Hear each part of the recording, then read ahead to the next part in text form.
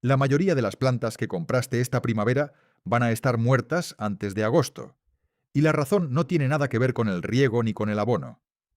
Imagina dos terrazas en el mismo bloque de pisos, mismo sol, misma orientación, presupuesto casi idéntico, plantas muy parecidas. En pleno verano, una de esas terrazas parece sacada de una revista, desbordante de color, viva, como si llevara años creciendo sola sin que nadie la tocara. La otra tiene hojas, tiene alguna flor suelta, pero perdió su energía en algún momento entre junio y julio, y ya no la va a recuperar. La misma planta, el mismo tiesto, el mismo barrio, y sin embargo un resultado completamente diferente. Cuando se rastrean estos casos uno por uno, la diferencia casi siempre se reduce a una sola decisión, que se tomó en primavera. No a qué se plantó, sino a cuándo se plantó y por qué ese momento importa a nivel de suelo. Hoy vamos a ver 13 plantas perennes para maceta que merece especialmente la pena plantar en esta ventana primaveral, no por ninguna regla arbitraria de calendario, sino por lo que ocurre físicamente en el sustrato durante estas semanas y cómo cada una de estas plantas responde a esas condiciones concretas. Vamos a contar desde el número 13 hasta el número 1, avanzando hacia la planta que más me ha convencido para maceta en toda mi experiencia, y al final voy a explicar algo sobre el suelo primaveral que la mayoría del contenido de jardinería en contenedor ignora por completo. Una vez que lo entiendes, ya nunca vuelves a pensar en el momento de plantar de la misma manera. Si este tipo de contenido es lo que buscas, concreto y sin rodeos, suscríbete y dale a me gusta, porque eso ayuda muchísimo a que llegue a más personas que lo necesitan. El número 13 es el dianthus, los llamados claveles de jardín o claveles de roca. Casi todo el mundo los trata como planta de temporada, algo bonito para primavera que se retira cuando el calor aprieta, y esa forma de verlos deja sobre la mesa muchísimo potencial sin usar. El dianthus forma sus yemas florales más apretadas y más abundantes en suelo fresco. Cuando lo plantas en esta época, estás colocándolo exactamente en su rango de temperatura preferido, en el momento preciso en que esas yemas se están formando.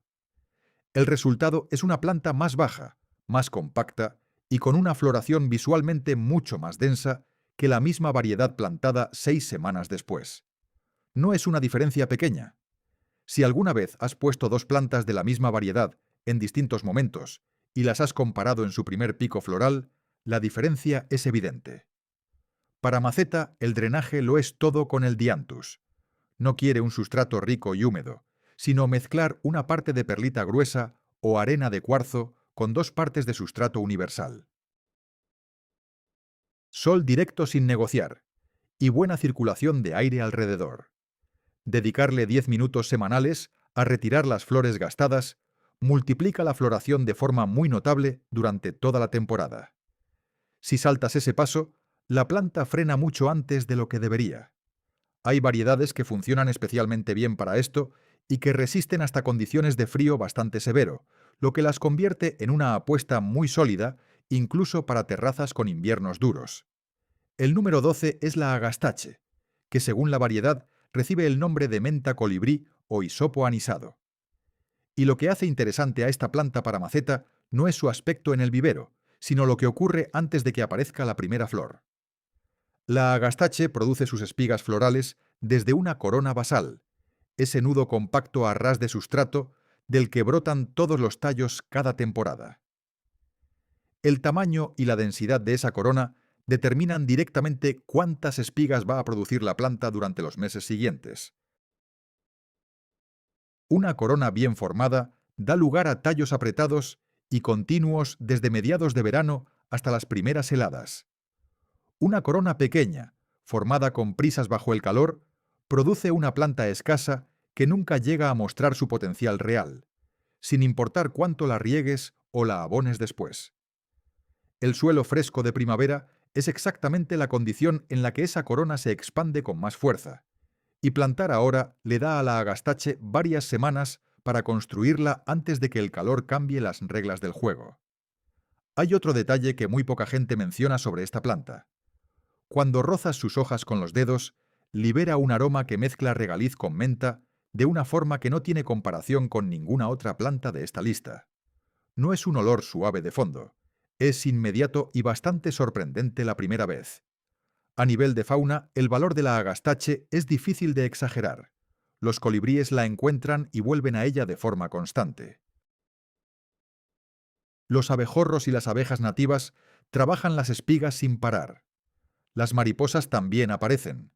Todo eso ocurre en una sola maceta. El sustrato tiene que ser magro y con muy buen drenaje. Y el abono hay que controlarlo porque en exceso produce tallos que se doblan y pierden esa verticalidad característica que hace tan llamativa a esta planta en un contenedor. El número 11 es la verónica de espiga, y su función en una maceta mixta es algo que cuesta entender hasta que lo ves en persona. Produce tallos en forma de varita, verticales y muy definidos, en violeta profundo, púrpura, rosado o blanco, de entre 35 y 45 centímetros de altura. En una composición de maceta, esos tallos crean una línea vertical que organiza visualmente todo lo que los rodea, como si alguien hubiera puesto intención en el conjunto. Sin ese eje vertical, muchas macetas quedan planas aunque tengan mucho color. La clave está en cómo se forma la corona de la verónica. Igual que con la agastache, esa corona comprimida a nivel del suelo es la que determina cuántas espigas va a lanzar la planta y con qué fuerza. Se forma mejor en suelo fresco, y la diferencia entre una verónica plantada en primavera y una plantada en verano es completamente visible en el pico de floración, en número de tallos, en altura y en densidad. El sol es otro requisito que no tiene margen. Con menos de 6 horas de luz directa, los tallos se vuelven laxos y pierden su forma, y eso no se corrige después. Cuando una espiga termina su ciclo, cortarla limpia desde la base estimula en muchas variedades una segunda oleada en verano tardío, algo que la mayoría de los jardineros descubre por accidente la primera vez. Las dos plantas que vienen a continuación en esta lista tienen algo en común que no comparten con ninguna de las anteriores, y tiene que ver con lo que hacen sus raíces bajo el sustrato cuando el calor de agosto aprieta de verdad. La raíz pivotante es exactamente eso. Una raíz que va directa hacia abajo, sin ramificarse en horizontal, buscando agua en las capas más profundas del sustrato. Y esa raíz es la razón por la que la gaillardia, el número 10 de esta lista, aguanta el calor de agosto cuando otras plantas en la misma terraza empiezan a rendir. La flor manta produce pétalos en rojo encendido, naranja y amarillo brillante, a menudo los tres colores en la misma cabeza floral al mismo tiempo. Es una de las plantas más visualmente intensas que puedes poner en una maceta de verano, y su resistencia no es un accidente.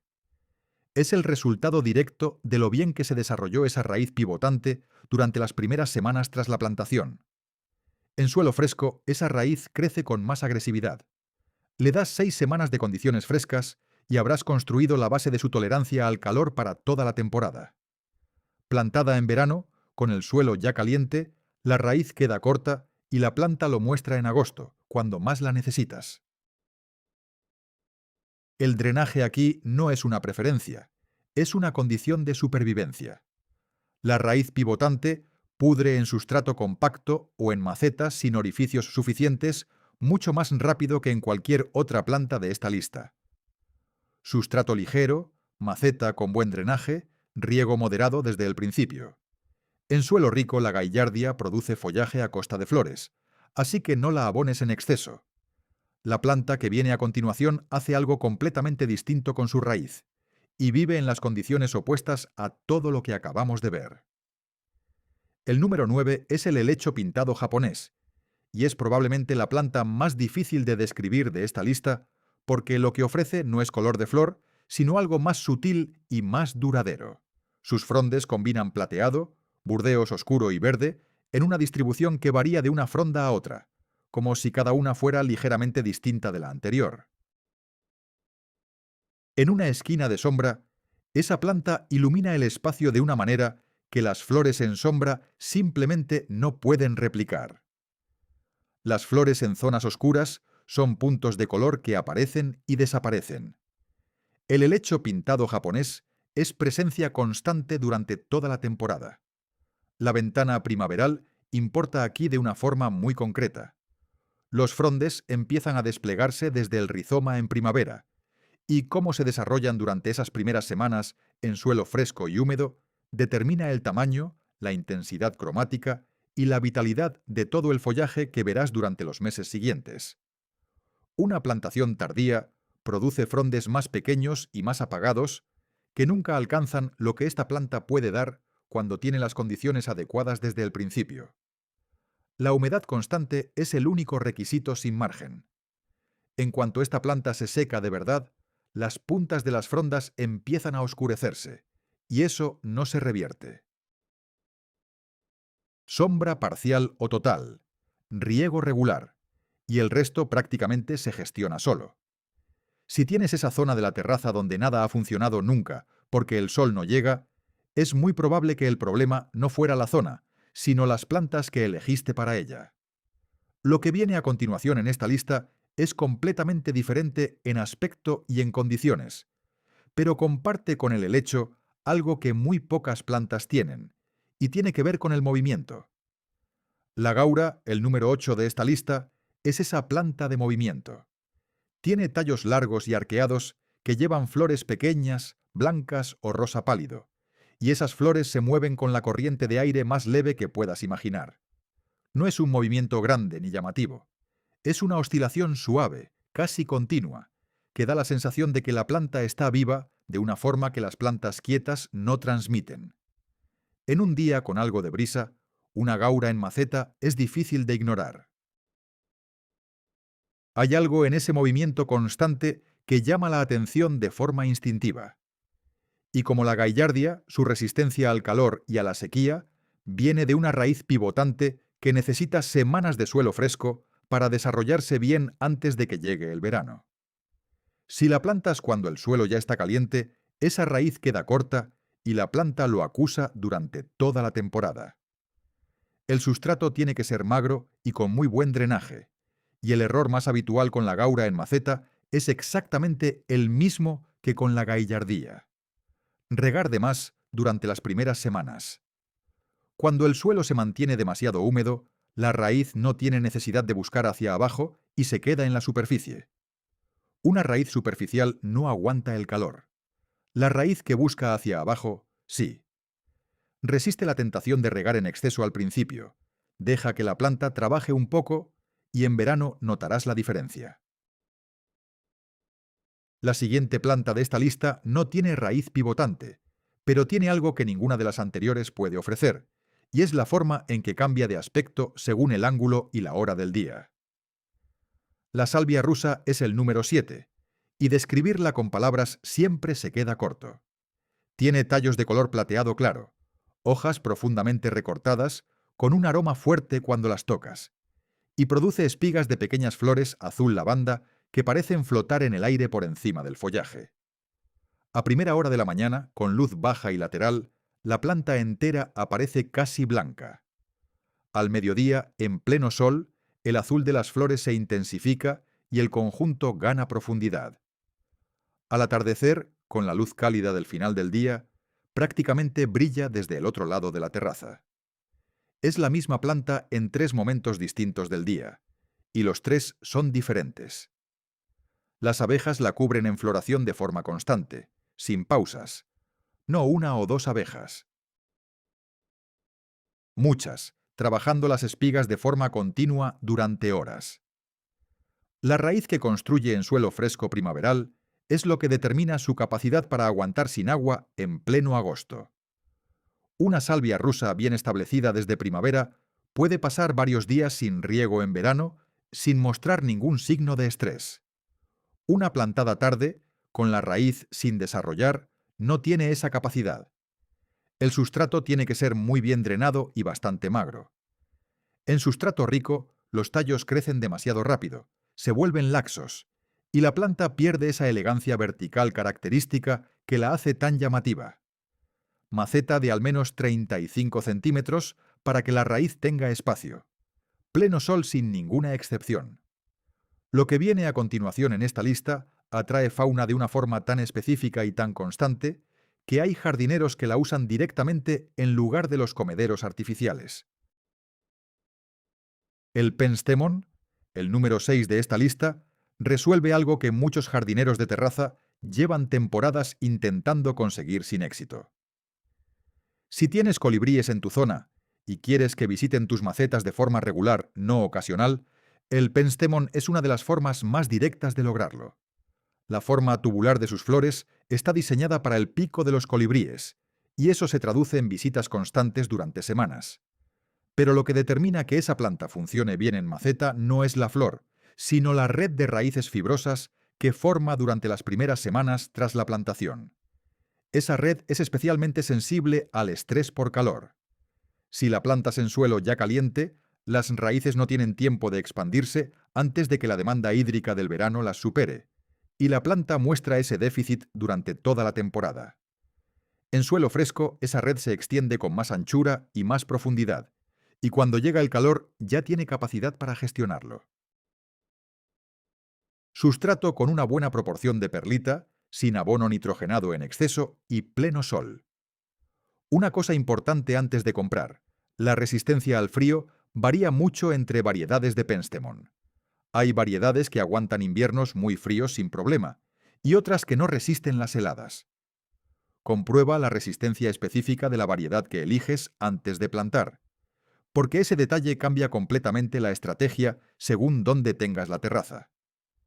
Las 5 plantas que quedan en esta lista son las que más me han sorprendido trabajando con macetas, y la razón es que cada una hace algo que la mayoría de los jardineros no espera de una planta en contenedor. El número 5 es el phlox rastrero, y en maceta hace algo que en el jardín no puedes ver de la misma manera. Cuando está en flor, cubre la superficie del tiesto y cae por los bordes, y el efecto es exactamente el de una maceta que se desborda de color. No hay otra forma de describirlo. Las flores son pequeñas, en forma de estrella, y durante el pico de floración cubren el follaje por completo. La planta desaparece literalmente bajo una capa continua de color en blanco, lavanda, rosa, magenta o bicolor según la variedad. Plantado en suelo fresco, los tallos rastreros se extienden durante semanas antes de que empiece la floración. Cuando llega el primer pico floral, la planta ya tiene suficiente superficie para que el efecto sea realmente impactante. Una plantación tardía produce una cobertura menor en ese primer pico, y esa diferencia es visible. Después de la floración primaveral, hay un paso que cambia completamente el comportamiento de la planta a largo plazo. Recortar 1/3 del total. No la mitad, no hasta el suelo, 1/3. Ese único corte decide si la planta se mantiene compacta y densa durante años o si con el tiempo se vuelve leñosa y abierta en el centro. La mayoría de los jardineros lo descubre demasiado tarde, cuando la planta ya ha perdido esa densidad que la hacía tan buena. Tras la floración, el follaje perenne cubre el sustrato durante todo el verano, algo que tiene más valor práctico del que parece. Las macetas mixtas tienden a mostrar el sustrato desnudo entre plantas a medida que avanza la temporada. El phlox rastrero evita exactamente eso. El número 4 de esta lista tiene la característica más singular de todas las que hemos visto hasta ahora, y es que funciona igual de bien en pleno sol que en sombra parcial. El geranio resistente, el Cranesbill, es el número 4. Y antes de hablar de por qué merece estar aquí, hay que aclarar algo. No es el pelargonium rojo de balcones que la mayoría conoce como geranio. Son plantas completamente distintas que comparten nombre por un malentendido histórico. El Cranesbill es un perenne verdadero que vuelve cada temporada y construye una corona más grande y florida que la anterior. Su ventaja más concreta para maceta es esa adaptación real tanto a pleno sol como a sombra parcial. No es que sobreviva en sombra, es que florece bien en sombra parcial, algo que muy pocos perennes de esta lista pueden decir.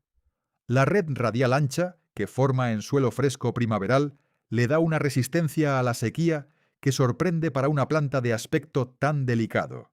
Después de la primera gran oleada de floración, Cortar la planta a la mitad produce en 2 o 3 semanas follaje fresco y en muchas variedades una segunda floración que llega hasta el otoño. Ese único corte es toda la intervención que necesita durante la temporada. Las 3 plantas que cierran esta lista son las que más me han convencido trabajando específicamente con contenedores, y la razón es la misma en los 3 casos. Hacen algo en primavera que define completamente cómo van a comportarse en verano, y ese algo ocurre exactamente ahora. El número 3 es una de las plantas que más comentarios genera cuando alguien la ve en flor por primera vez, y la reacción casi siempre es la misma. Preguntar ¿qué es? El agapanto es el número 3, y cuando está en flor en una maceta, la gente se detiene a mirarlo. Cabezas florales esféricas de entre 10 y 15 centímetros de diámetro sobre tallos rectos y altos. Flores agrupadas en racimo en azul profundo. Lavanda suave o blanco puro. Sobre follaje en tiras largas y gruesas. La combinación es tropical y estructural al mismo tiempo, y resulta difícil de ignorar desde cualquier distancia. Lo que determina si va a florecer bien en su primera temporada es el tiempo que tenga para desarrollar sus raíces carnosas antes de gastar energía en producir flor.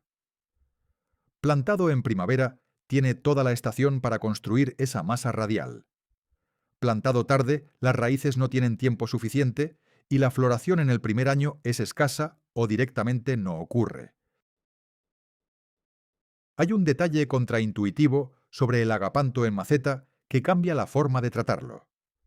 Las raíces algo apretadas dentro del tiesto estimulan una floración más abundante. Cuando la planta tiene demasiado espacio, invierte energía en expandirse radialmente en lugar de producir tallos florales. No te apresures a cambiar de tiesto en cuanto empiece a llenarse. Deja que las raíces se acomoden durante 1 o 2 temporadas más de lo que harías con otras plantas. En zonas con heladas, los tiestos de agapanto entran antes del primer frío. Un garaje fresco o un trastero son suficientes para que hiberne sin problemas y vuelva con fuerza en primavera. El número 2 de esta lista es una planta que la mayoría de los jardineros no considera para maceta, y eso es probablemente el error más costoso que se comete en jardinería de contenedor. El iris siberiano, el número 2, produce flores parecidas a orquídeas en violeta saturado, azul noche, blanco puro, vino o lavanda sobre tallos florales delgados y erguidos. La floración dura entre 2 y 3 semanas, que comparado con otros perennes de esta lista es corta. Pero esas semanas tienen un nivel visual que no necesita más justificación. Después de la floración, el follaje en forma de abanico estrecho y erguido mantiene la maceta con estructura y presencia durante todo el verano. En otoño ese follaje se vuelve dorado. 3 estaciones de interés desde una sola planta en un solo tiesto. El rizoma extiende raíces alimenticias con más fuerza en suelo fresco y eso determina directamente cuántos tallos florales va a producir y con qué velocidad forma ese rosetón amplio que lo hace tan llamativo. Sustrato rico y húmedo, que es exactamente lo contrario de lo que necesita el iris barbado, el más conocido. Esa diferencia confunde a muchos jardineros, que asumen que todos los iris se tratan igual. No es así. El iris siberiano quiere humedad, el iris barbado la detesta. Ahora llegamos a la planta que cierra esta lista. El número 1 es la que más me ha convencido en todos estos años trabajando con macetas en terraza. Y la razón no es que sea la más llamativa visualmente, es que combina de una forma que ninguna otra planta logra todo lo que importa en un contenedor. Y llegamos al número 1. La coreopsis de hoja fina, Coreopsis verticillata, ocupa ese puesto no porque sea la más dramática visualmente. El agapanto genera más impacto inmediato. El iris siberiano tiene una elegancia que pocas plantas igualan. La Coreopsis verticillata está aquí porque ninguna otra planta de contenedor combina de forma tan completa la ventaja de plantarla en primavera, el rendimiento durante varias temporadas, la tolerancia al calor y a la sequía, el valor para los polinizadores y la fiabilidad absoluta semana tras semana. La red radial que construye en suelo fresco es densa, muy ramificada y rápida en expandirse. Llena el volumen de la maceta en mucho menos tiempo que otros perennes. Esa masa radial es lo que convierte agosto, el mes que destruye la mayoría de las macetas de terraza, en algo que esta planta apenas nota. Una plantada en primavera empieza a florecer a finales de ese mismo mes o principios del siguiente. Una plantada en verano no alcanza plena cobertura floral hasta agosto, perdiendo entre 6 y 8 semanas de floración en el mejor momento del año que no se recuperan. El follaje es filiforme, casi como un helecho fino, completamente distinto a cualquier otro perenne de esta lista, y hace que todo lo que la rodea en la maceta parezca más contundente por contraste. Las flores son pequeñas, en forma de margarita, y se producen en tal cantidad que la planta desaparece bajo una manta continua de color desde finales de primavera hasta las heladas, sin necesidad de desflorecer, sin recorte a mitad de temporada. Maceta de al menos 35 centímetros, buen drenaje, pleno sol, nada más. En la segunda temporada, la ventaja acumulada respecto a una plantación tardía se multiplica, y en la tercera ya no hay comparación posible. Aquí tienes las 13 del principio al fin. El dianthus, que forma sus mejores yemas en suelo fresco. La agastache, con esa corona basal que define cuántas espigas tendrás en verano. La verónica de espiga, con su verticalidad que organiza toda la maceta. La gallardía y su raíz pivotante que construye resistencia al calor desde el principio. El helecho pintado japonés, que ilumina la sombra de una forma que las flores no pueden. La gaura, con ese movimiento continuo que ninguna otra planta tiene. La salvia rusa, que cambia de aspecto según la hora del día y atrae abejas en cantidad. El penstemon, que atrae colibríes de forma constante cuando está bien establecido. El phlox rastrero, que se desborda por los bordes de la maceta en pleno pico floral. El geranio resistente, el único de la lista que funciona igual de bien en sol y en sombra parcial. El agapanto, que para en seco a cualquiera que lo vea en flor. El iris siberiano, con 3 estaciones de interés desde un solo tiesto. Y la coreopsis verticillata, que no necesita que agosto le dé tregua porque ya lo tiene resuelto desde la raíz. Todas están en los viveros ahora mismo. La ventana de temperatura del suelo, que hace que cada una de ellas rinda al máximo, existe, y se va cerrando con cada semana que pasa. La conclusión de todo esto es sencilla. No hay ninguna planta de esta lista que sea difícil de cultivar. Lo que hay son plantas que responden de forma radicalmente distinta según el momento en que las plantas, y ese momento es ahora. No en junio, no cuando el calor ya está instalado. Ahora que el suelo todavía está fresco y la raíz puede tomarse su tiempo. La decisión que tomas en primavera es la que define cómo va a verse tu terraza en agosto. Y ahora te pregunto algo directamente.